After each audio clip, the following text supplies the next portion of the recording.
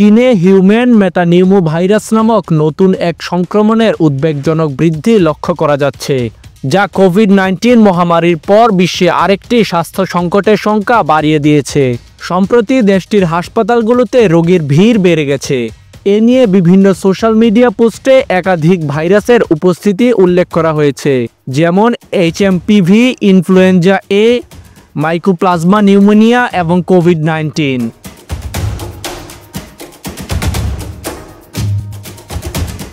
HMPV আসলে কি? HMPV একটি শ্বাসযন্ত্রের ভাইরাস, যা গোটা শ্বাসযন্ত্রে সংক্রমণ ঘটায়। এটি 2001 সালে প্রথম চিহ্নিত হয় এবং শিশু, বয়স্ক ব্যক্তি ও দুর্বল রোগ প্রতিরোধ ক্ষমতা সম্পন্ন ব্যক্তিদের জন্য বিশেষ ঝুঁকি তৈরি করে।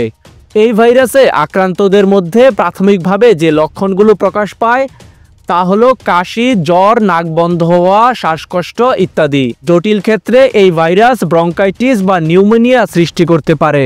HMPV যেভাবে ছড়ায় তা হলো হাঁচি বা কাশির মাধ্যমে নির্গত সিক্রেশন, ব্যক্তিগত সংস্পর্শ যেমন হাত মেলানো, সংক্রমিত পৃষ্ঠ স্পর্শ করে মুখ, নাক বা চোখে হাত দেওয়া ইত্যাদি।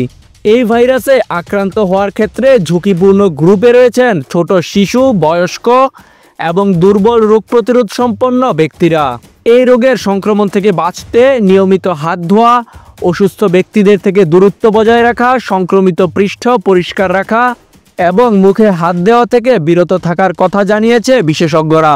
এই রোগের লক্ষণ দেখা দিলে যা করণীয় তা হলো হাঁচি বা কাশির সময় মুখ ঢেকে রাখা, ব্যক্তিগত জিনিসপত্র শেয়ার না করা এবং অসুস্থ হলে বাড়িতে থাকা। HMPV ভাইরাসের জন্য এখনও কোনো নির্দিষ্ট অ্যান্টিভাইরাল চিকিৎসা বা টিকা নেই। চিকিৎসা মূলত লক্ষণ উপশম এবং জটিলতা প্রতিরোধের উপর ভিত্তি করে। HMPV এবং কোভিড-19 এর মধ্যে পার্থক্য হলো উভয় ভাইরাসই শ্বাসযন্ত্রে সমস্যা সৃষ্টি করে এবং ড্রপলেটের মাধ্যমে ছড়ায়। তবে HMPV সাধারণত শীত এবং বসন্তে তীব্র হয়। অন্যদিকে কোভিড-19 সারা বছর ধরে বিভিন্ন ভ্যারিয়েন্টের কারণে ছড়াতে পারে। চীনে সম্প্রতি এই ভাইরাসের প্রাদুর্ভাব স্বাস্থ্য বিশেষজ্ঞদের দৃষ্টি আকর্ষণ করেছে। তাজিম আশরাফ, বিডি আর্কাইভ।